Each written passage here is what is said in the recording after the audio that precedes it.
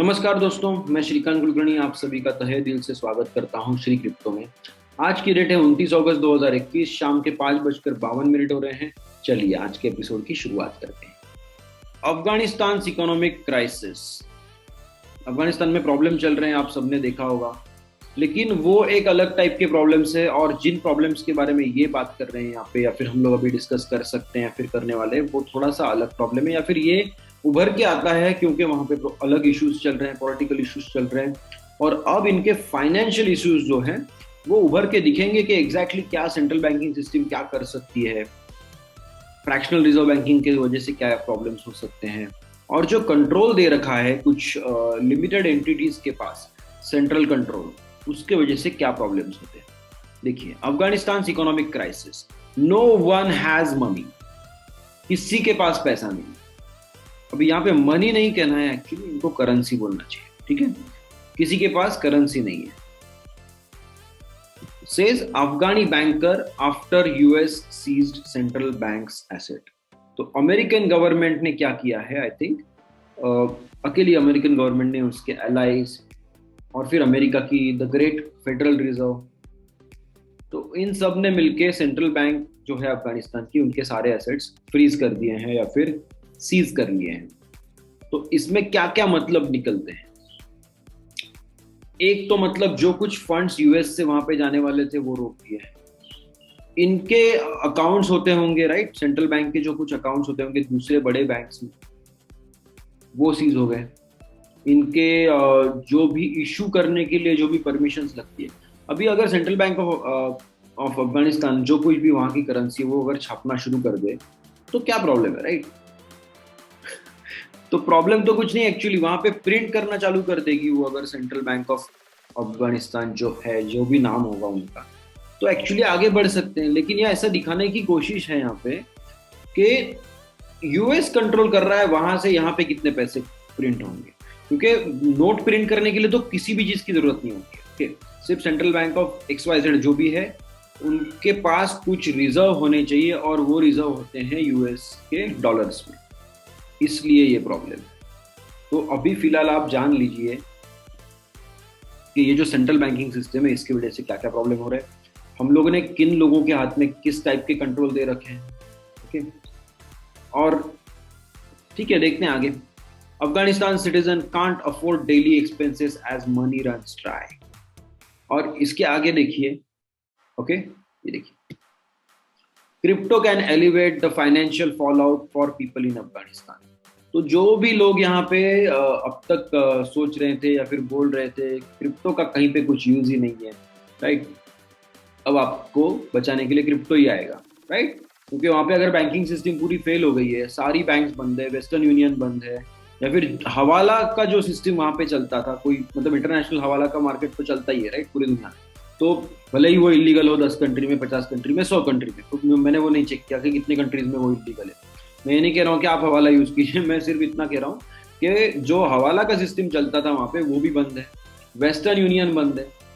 तो अब उनके पास सोल्यूशन क्या बचे, करेक्ट, कुछ भी काम करना है। समझो कि एक एक्स पर्सन है जो अच्छी खासी डेवलप कंट्री में रहते हैं और उसके पेरेंट्स अफगानिस्तान में फंसे हुए, तो वो क्या करे, कुछ नहीं कर सकता, वहां से पैसे नहीं भेज सकता, कुछ पॉसिबल नहीं है, ठीक है। तो ऐसे प्रॉब्लम्स के दरमियान क्रिप्टो आपको पक्का बचा सकता है, क्योंकि आप ट्रांजैक्शन तो कर पाओगे एटलीस्ट, अगर आपके पास थोड़ा बहुत बचा हुआ होगा क्रिप्टो। तो अगर नहीं भी होगा और बेसिक इंटरनेट सर्विस अगर समझो चल रही है, तो आपके रिलेटिव जो भी बाहर है वो आपको डायरेक्टली भेज सकते हैं कुछ ना कुछ, बिटकॉइन, लाइटकॉइन, इथेरियम, जो भी आप बोलो वो भेज सकते हैं, करेक्ट। और वही हो रहा है अभी फिलहाल वहां पे। कुछ अभी थोड़े बहुत एनजीओस अभी भी काम कर रहे हैं इतने प्रॉब्लम्स होने के बावजूद, और वो क्रिप्टो में डोनेशंस एक्सेप्ट कर रहे हैं, जो यूज करके ये लोग वहां पे कुछ 20,000 अफगानिस्तान सिटीजन्स बचे हुए हैं जिनको वो वेट कर रहे हैं कि उनका इमिग्रेशन का वीजा आ जाए अमेरिकन गवर्नमेंट से। मतलब जिन्होंने इनके एसेट्स फ्रीज किए वही इनको अभी इमिग्रेंट वीजा भी देंगे, ओके।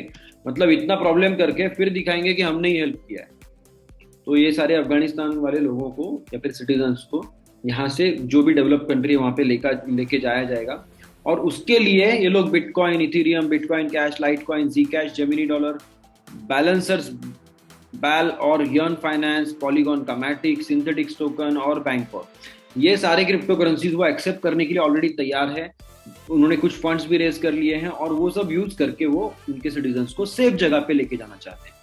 तो ये टाइप का क्या कह सकते हैं, इतने बड़े प्रॉब्लम में जाके फाइनली कौन काम आया, क्रिप्टो करेंसी ही काम आया। तो ये सब अभी देखना चाहिए। और वेनेजुएला में तो हमने ऑलरेडी देखा है कि इतने सारे प्रॉब्लम्स को सॉल्व करने के लिए वहाँ पे क्रिप्टो यूज हो रहा है।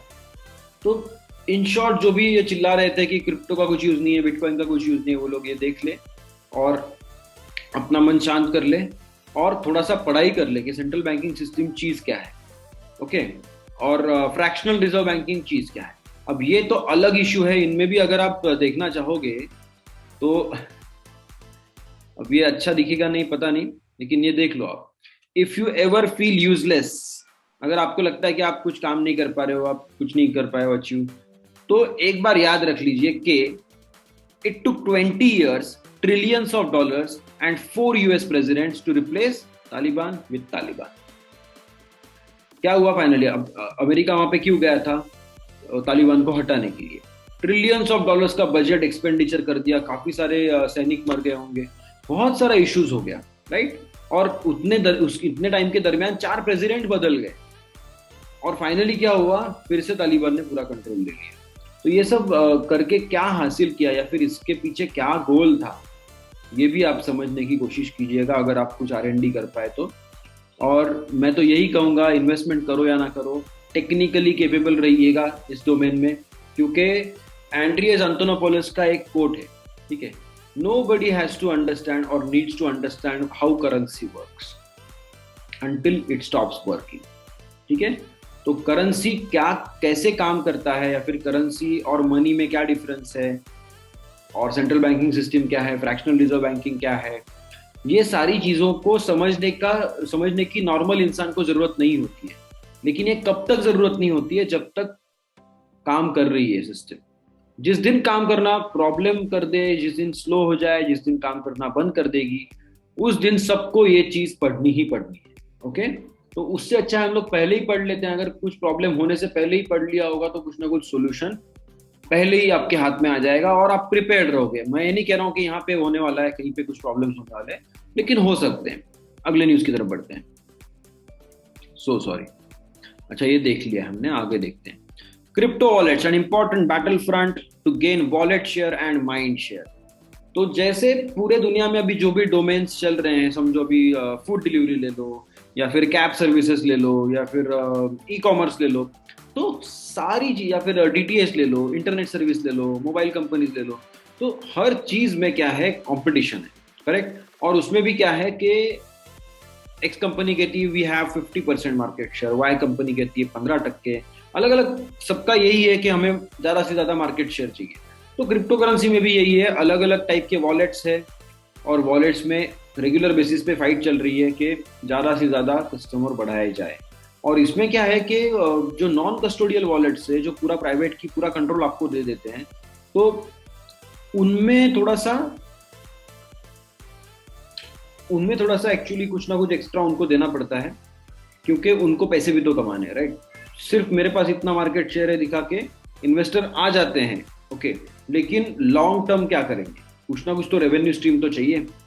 तो उसमें फिर वो फीस के सिस्टम में थोड़ा खिलवाड़ करते हैं। मतलब वो बैड नहीं है, मैं नहीं कह रहा हूँ कि वो गलत करते हैं। समझो 0.001 अगर लाइटकॉइन नेटवर्क की फी होगी स्टैंडर्ड, या फिर स्टैंडर्ड तो नहीं है, मतलब अंदाजन, तो ये 0.0015 ले लेंगे, तो पर ट्रांजैक्शन कुछ ना कुछ यहाँ पे ले लेंगे और फिर बाकी का ट्रांजैक्शन फी करके अटैच कर देंगे। ये सारी चीजें चलती रहती है। एक्सचेंजेस तो बहुत भयंकर है, इससे बहुत ज्यादा कमाते हैं ट्रांजैक्शन फीस के बेसिस पे। तो ये अभी चल रहा है और आगे जाके और अलग अलग टाइप से कॉम्पिटिशन्स होंगी कि कुछ ना कुछ करके ऐसा सर्विसेज दी जाए लोगों को कि सारे लोग हमारे पास ही आ जाए। Bitcoin's key momentum metric just flashed bearish with BTC price pinned under $50,000। तो बिटकॉइन का एक की मोमेंटम मेट्रिक है, मतलब मोमेंटम मतलब क्या होता है कि कैसे कहाँ पे जाने वाला है मार्केट, वो दिखाता है। तो वो मेट्रिक अभी फ्लैश कर रहा है बेरिश साइन। इसका मतलब है कि मार्केट थोड़ा सा और नीचे जा सकता है, ऐसा सबको लग रहा है। और प्राइस तो $50,000 पे कैप हो गया है, ऐसा इनका कहना है। तो $50,000 के ऊपर अगर चला गया तो ही मार्केट फिर से अपवर्ड ट्रेंड शुरू करेगा, तब तक 50 के नीचे ही रहेगा, वो भी बेरिश, मतलब अभी $40,000 तक भी जा सकता है, इनका कहना है। ओके, अगली चेक करते हैं। How does the infrastructure bill affect the mining industry in the US? तो ये तो हम लोग 10-15 दिन से 20 दिन से हमारा यही चल रहा है कंटिन्यूअसली, रोज एक ना एक इसमें कुछ ना कुछ न्यूज होती है। आई थिंक मैंने समझा दिया है आपको, फिर भी समझाता हूँ कि इंफ्रास्ट्रक्चर बिल $1.3 ट्रिलियन का है करीब करीब, और अगले 10 सालों में यूएस गवर्नमेंट का ये जो बिल है, इसमें से इनका कहना यह है कि हम लोग क्रिप्टो का रिपोर्टिंग इस तरीके से कर देंगे कि सब लोगों को टैक्स देना पड़ेगा, मैक्सिमम लोग टैक्स चोरी नहीं कर पाएगा कोई। तो ब्रोकर मतलब नॉर्मल हम लोग क्या कहते हैं कि जो बंदा डीलिंग करता है, राइट, बीच में ओके, मतलब किसी से खरीद के दे देना, या फिर इन दोनों को, खरीदार और बेचने वाला जो है, उनको मिलवाना और कमीशन देना उसके बीच में।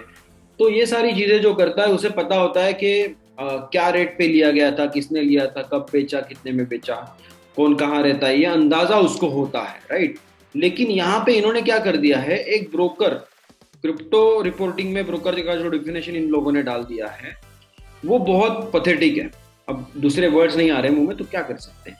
या फिर एक बच्चा होता है, वो ऐसे लिख सकता है एक तो, या फिर जिसको जानबूझ के प्रॉब्लम क्रिएट करनी है वो ये कर सकता है। ओके, तो मेरे ख्याल से तो इनको जानबूझ के प्रॉब्लम क्रिएट करनी थी, इसलिए ये किया है, और बहुत प्यार से एफर्ट डाल के ये लिखा हुआ है। ओके, ये लैंग्वेज कोई नॉर्मल बंदा जो इतने बड़े पैमाने पे या फिर इतने बड़े लेवल पे जाके बैठा है, दुनिया के सबसे ताकतवर देश के संसद में जाके बैठा है, वो बंदा ये लैंग्वेज जानबूझ के ही यूज करेगा, गलती से तो नहीं करेगा। ओके, क्या लिखा है, any person who for consideration is responsible for regularly providing any service, ठीक है, effectuating transfers of digital assets on behalf of another person, ठीक है। इसमें माइनर्स भी आ गए, इसमें डेवलपर आ गए, इसमें सब लोग आ गए, ठीक है। क्रिप्टो करेंसी के दुनिया के ऑलमोस्ट सब लोग यहाँ पे आ गए इस डेफिनेशन की वजह से। तो सबको रिपोर्टिंग करनी है। अब मुझे, अगर समझो मैं माइनर हूँ, तो समझो मैंने इस महीने में 50 ब्लॉक माइन किए बिटकॉइन के, ओके, तो या फिर 30 ब्लॉक, रोज एक ब्लॉक माइन किया, तो मेरी बहुत बड़ा ये होगा, ठीक है। 30 ब्लॉक मतलब क्या हो गया, 2000 ट्रांजैक्शन, एक समझो 1000 ट्रांजैक्शन पकड़ लीजिए एक ब्लॉक के अंदर, 30 ब्लॉक्स मतलब 30,000 ट्रांजैक्शन हो गए। 30,000 ट्रांजैक्शन में से काफी सारे ऐसे ट्रांजैक्शन होंगे कि जहाँ पे सोर्स एक होगा और डेस्टिनेशन 1 लाख होंगे, सॉरी 100 होंगे, 50 होंगे, 150, 200, 300, राइट। इनपुट एक होगा, आउटपुट बहुत सारे होंगे, कोई जगह पे इनपुट बहुत सारे होंगे, आउटपुट एक 2 ही होंगे। तो ये सारी चीजों में माइनर को क्या पता कि कौन किसको कहाँ ट्रांजैक्शन भेज रहा है, और ये भी तो नहीं पता कि एक्स पर्सन ने वाई को ऐसे ही भेज दिया है 10 बिटकॉइन, कि उसके अगेंस्ट कुछ पैसे भी लिए हैं, और मतलब बेसिक ट्रांजैक्शन है या फिर डील है, राइट, मतलब सेल है कि ट्रांजैक्शन है, ये समझ में ही नहीं आएगा, करेक्ट। और एक बात उनको, ये जो रेगुलेटर्स है, इनको क्या क्या चाहिए मैं बताता हूँ। सोर्स, डेस्टिनेशन, दोनों के एड्रेस, दोनों के नाम, दोनों का केवाईसी, और प्रॉफिट और लॉस क्या है उस ट्रांजैक्शन में, और ऊपर से आई थिंक और कुछ रिक्वायरमेंट्स है। तो ये सारी चीजें माइनर को कभी नहीं पता चल सकती, ठीक है। लेकिन एक आध कोई अगर रिसर्चर होगा, कोई अगर इस टाइप की एजेंसी होगी, तो वो ढूंढ के सब निकाल सकती है। इट इज टोटली पॉसिबल कि वो आइडेंटिफाई करेंगे कि कौन है, क्या है, कहाँ पे रहते हैं, कहाँ से ये ट्रांजैक्शन हुआ है। लेकिन ये जो इन्फॉर्मेशन ये मांग रहे हैं, ये माइनर के पास तो बहुत कठिन है। ये इन्फॉर्मेशन नोड्स के पास भी नहीं होती, तो माइनर्स के पास कहाँ से आएंगी। वॉलेट को भी नहीं पता होता है ना, किसी को कुछ पता ही नहीं होगा, तो कहाँ से पता चलेगा। सिर्फ एड्रेसेस पता है सबको। और जिस टाइप की इन्फॉर्मेशन ये मांग रहे हैं, केवाईसी मांग रहे हैं, तो वॉलेट में कहाँ से आ गया केवाईसी, यहाँ पे वॉलेट में केवाईसी नहीं है। और माइनर के अभी से मेम पूल में ट्रांजैक्शन लेने से पहले ये चेक करेगा कि किसका एड्रेस क्या है, किसका केवाईसी सबमिट हुआ है कि नहीं। उस टाइप का डेटा अगर ब्लॉकचेन में स्टोर्ड ही नहीं है, तो वो लाएगा कहाँ से, करेक्ट। तो ये बहुत प्रॉब्लमेटिक हो सकता है माइनर्स के लिए और बाकी सभी के लिए, क्रिप्टो करेंसी में जो भी बिजनेस कर रहे हैं यूएस में बैठ के। क्योंकि कभी भी आपके पास एसईसी आ जाएगी, कभी भी आपके पास एसईसी नहीं, चलो जाने दो, ट्रेजरी आ जाएगी, एफबीआई आ जाएगी, कोई ना कोई आ जाएगा आपके पास और कहेगा कि आपने रिकॉर्ड सबमिट नहीं किए, रिपोर्टिंग नहीं किया है, ये लॉ के हिसाब से आप इलीगल धंधा कर रहे हो, आप निकलिए यहाँ से, आपका सब माल जब्त, सर्वर सब लेके उठा के चले जाएंगे। तो क्या करेंगे लोग, तो ये टाइप का डेफिनेशन जो किया गया है, ये मिसबिहेवियर है और ये डिलिबरेटली प्लानिंग से किया हुआ चीज लग रहा है मुझे।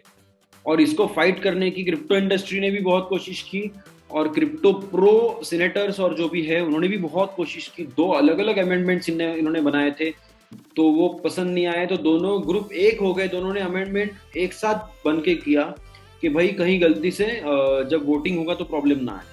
ठीक है, ये सब हो गया, फिर दोनों ने एक साथ मिल बैठ के अमेंडमेंट तैयार किया। सीनेटर सिंथिया लुमिस थी और भी बहुत लोग थे। और ये इसमें और जाके नेक्स्ट टाइम ये इशू क्या है मेन, के अमेंडमेंट के लिए यूनानिमस वोट चाहिए था। यूनानिमस वोट मतलब सबका वोट आना चाहिए, एक भी बंदे ने क्रॉस किया तो अमेंडमेंट कैंसिल, और वही हुआ। समझो 400 लोग वहां पे थे वोटिंग के लिए, तो 399 लोगों ने हाँ कहा, सिर्फ एक बंदे ने अपोज किया, जिसको कल परसों के एपिसोड में हमने दिखाया था। तो इसके वजह से माइनिंग इंडस्ट्री को बहुत प्रॉब्लम होगी, और यूएस की माइनिंग इंडस्ट्री अभी जस्ट ग्रो होना चालू की है, क्योंकि चाइना ने बंद करवाया है, चाइना का माइनिंग। तो ये बहुत अजीब सा और गंदगी भरा स्टेप्स लिए जा रहे हैं यूएस में। अच्छा कहते कहते अभी उसको गंदा कहने लग गया है, पता नहीं। लेकिन अगर उसमें अमेंडमेंट हो गया, अगर ये पास होता है बिल प्रॉपर डेफिनेशन के साथ, तो कोई हर्ज नहीं है। ठीक है, तो मुझे लगता है अगर अमेंडमेंट हो जाए तो अच्छी बात है। आगे बढ़ते हैं। Visa white paper describes NFTs as a promising medium for fan engagement. अब इन कंपनियों का मैं बताता हूँ आपको, ये टाइप की जो कंपनियां हैं, जो बहुत जमाने से मैं हमेशा डिफाइन करता हूँ, कि डिस्क्राइब करता हूँ इनको ऐसे कि सैकड़ों करोड़ लोगों की बड़ी पाइपलाइन जा रही है। ठीक है, बड़ी पाइपलाइन, इंडिया से यूएस, यहाँ से वहाँ, वहाँ से यहाँ, सब जगह से सब जगह जा रही है। इसमें से पैसे ट्रांसफर हो रहे हैं। ठीक है, बड़े पाइपलाइन में से बड़ा पानी जा रहा है। ये सब लोग है ना, ये सब लोग इंटरमीडियरीज बोलते हैं, या फिर प्रोसेसर्स होंगे। तो ये लोगों ने क्या किया, बड़ी पाइपलाइन में अपने अपने नल पकड़ लिए, छोटे छोटे निकाल लिए हैं, और बारीक बारीक 2%, 3%, 4% हर ट्रांजेक्शन के पीछे खा रहे हैं। तो इनको क्या हो गया, अभी आदत हो गई है सब रेगुलर बेसिस पे लेने की, और इनको कुछ भी करके अपना कंट्रोल मार्केट पे या फिर अपना शेयर जो है मार्केट में वो छोड़ना नहीं है। तो वो दिखाने की कोशिश करते हैं कि नहीं, हमें भी क्रिप्टो पसंद है यार। अब तक तो ये सब फाइट कर रहे थे क्रिप्टो को सब मिलके, अभी इनको दिखाना पड़ रहा है कि नहीं नहीं, हमें हम क्रिप्टो प्रो है, हमें क्रिप्टो पसंद है, हमें अभी एनएफटी की हवा चल रही। तो इन्होंने क्या किया, साइफर पंक जो है कलेक्शन 10,000 एनएफटीज का, उसमें से साइफर पंक 7610 एक लड़की है शायद से, तो वो इन्होंने खरीद लिया $1.5 लाख में। अब इस इतनी बड़ी कंपनी के लिए $1.5 लाख मतलब कोई बड़ी बात नहीं। इतना ही इनको अगर प्रूव करना था कि इनको एनएफटीज में बहुत भरोसा है, तो क्रिप्टो पंक 1 क्यों नहीं लिया, राइट? ज्यादा नहीं, $91 मिलियन का है, राइट? तो ऐसी बड़ी चीजें ले सकते थे ये प्रूव करने के लिए कि हम लोग एनएफटी को बहुत पसंद करते हैं। तो उन्होंने वो एनएफटी खरीदा, नेक्स्ट डे इन्होंने व्हाइट पेपर पब्लिश किया है जिसमें कहा है कि नहीं, एनएफटी अच्छी चीज है, ऐसी चीज है, वैसी चीज। तो इनमें ज्यादा ध्यान देने लायक मुझे नहीं लगता, कुछ इसकी न्यूज बनाने लायक भी चीज थी। लेकिन क्रिप्टो करेंसी वाले प्लेटफॉर्म्स पे ऐसी न्यूज डालने के पीछे यही एक रीजन रहता है कि जो नेसेयर्स है या फिर जो जिनको भरोसा नहीं है ठीक ठाक, वो ये जान ले कि main stream companies, main stream financial players अभी क्रिप्टो में आ चुके हैं। मतलब इन शॉर्ट क्या होता है कि अभी एडॉप्शन बढ़ रहा है, तो मे बी मार्केट का ओवरऑल ग्रोथ और हो सकता है, तो ध्यान दीजिएगा। आगे बढ़ते हैं। SEC wins judgment against actor Steven Seagal after he ignores court order to settle crypto fraud case। तो ये जो प्रॉब्लम है, इसमें क्या हुआ था कि स्टीवन सीगल को $1 मिलियन का ऑफर था किसी एक ICO से, जिसमें से $2.5 लाख उनको डॉलर में दिए गए थे आई थिंक, और $7.5 लाख के टोकन्स भी दिए गए थे। और इनके अगेंस्ट केस डाल दिया गया था SEC ने। वो किस मुद्दे से डाला था वो इसमें डिस्कस नहीं है, लेकिन कुछ इनकी तरफ से थोड़ा बहुत प्रॉब्लम हुआ होगा। ठीक है, तो उसके बाद सेटलमेंट कर लिया गया आई थिंक 2020 के एंड में, और उसमें जो अमाउंट प्रॉमिस किया था वो $3.5 लाख था। इनको $3.5 लाख SEC को, मतलब यूएस गवर्नमेंट को देना था, और उन्होंने सिर्फ 75,000 दिए उनको, $75,000। और आगे जाके इनका कोई कांटेक्ट ही नहीं है। इनको SEC और कोर्ट की तरफ से ऑर्डर जा रहे हैं, ये कांटेक्ट नहीं, ये कोर्ट में भी पेश नहीं हो रहे। ये चले गए हैं रशिया, और पुतिन जो है प्रेसिडेंट रशिया के, उन्होंने एक स्पेशल ऑर्डर साइन करके स्टीवन सीगल को सिटीजनशिप बहाल कर दी है रशिया की। तो अभी क्या होगा, ये तो वापस नहीं आने वाले, तो इनको क्या फर्क पड़ता है वो पता नहीं। इनकी अगर प्रॉपर्टीज होगी यूएस में कोई भी, या फिर कोई भी यूएस फ्रेंडली देश में अगर प्रॉपर्टी होंगी इनकी, तो वो पक्का जब्त हो जाएगी, और जो $3.5 लाख का जो जुर्माना है वो इनसे जरूर वसूलेगी यूएस गवर्नमेंट। तो इन शॉर्ट क्या है कि आपको, अगर आप सेलिब्रिटी हो तो भी आप प्रमोशंस नहीं कर सकते हो इजीली, उसके लिए बहुत क्लैरिटी चाहिए। आगे बढ़ते हैं। Dogecoin millionaire says he is going all in on Cardano, bullish on both Doge and ADA। तो Dogecoin millionaire करके एक अकाउंट है स्लम डोज बिलियनर ट्विटर पे, और उन्होंने कहा है कि मैं अभी जो भी मेरी कमाई होगी यहाँ वहाँ से, वो सारी कमाई में कार्डिनो में डालने वाला हूँ। उनका कहना है कि डोज और कार्डिनो बहुत बढ़ सकते हैं आगे जाके। आपको क्या लगता है? आप डिसाइड कीजिए और उसके हिसाब से स्टेप्स कीजिएगा। कभी भी इन्वेस्टमेंट मत कीजिए मेरे कहने पे, मैं तो कहता ही नहीं हूँ कि इन्वेस्टमेंट करो। ये न्यूज़ सुन के भी आप इन्वेस्टमेंट्स मत कीजिएगा, आप खुद का रिसर्च कीजिएगा, फाइनेंशियल एनालिस्ट के पास जाइए, उससे आप समझ के लीजिए। फिर जो कोई भी मतलब अलग अलग टाइप के एनालिस्ट होते हैं या फिर एडवाइजर्स होते हैं, फाइनेंशियल, लीगल, टैक्सेशन, सबसे अच्छे से बात कीजिए, समझ लीजिए, खुद पढ़ाई कीजिए, उसके बाद ही कहीं पे कुछ मूवमेंट करना है। Okay, never ever listen to me about, मतलब मैं अगर किसी चीज के बारे में बात कर रहा हूँ तो वो मैं उसको प्रमोट नहीं कर रहा हूँ। This is only for educational purposes, हमेशा याद रखिएगा। Ma'am crypto Wars, Dogecoin and ship prices falter, cake monster jumps over 800% in 7 days। मैं इसके पहले जो लाइन बोल रहा था वो क्यों बोल रहा था, ये आपको समझ में आ गया होगा कि केक मॉन्स्टर जो है वो 800% से बढ़ गया है सिर्फ 7 दिनों में। ओके, बहुत बड़ी ग्रोथ है, और इस टाइप की ग्रोथ नॉर्मली नहीं होती। ये मेम कॉइन में आ रही है। डोज कॉइन को भी अगर आप देखोगे एक साल के हिसाब से, तो अभी करंटली ऑल टाइम हाई से वो 50-60% नीचे है, फिर भी 8000% का ग्रोथ है अगर आपने लास्ट ईयर खरीदा होता तो ये बहुत भयंकर ग्रोथ है, ये नॉर्मली नहीं मिलती है, नॉर्मल कंडीशंस में नहीं मिलती है। तो आप बहुत संभाल के मूव कीजिएगा। अभी करंटली न्यूज़ यही है कि डोजकॉइन का और शिबा इनू जो है शिप का प्राइस कम हो गया है, और केक मॉन्स्टर का जंप हो गया है। इतना ही इनका न्यूज़ है, और इसी नोट पे हम आज का एपिसोड खत्म करते हैं। कल के एपिसोड में ज़रूर मुलाकात करेंगे, तब तक के लिए buy the dips and hodl. Bye guys.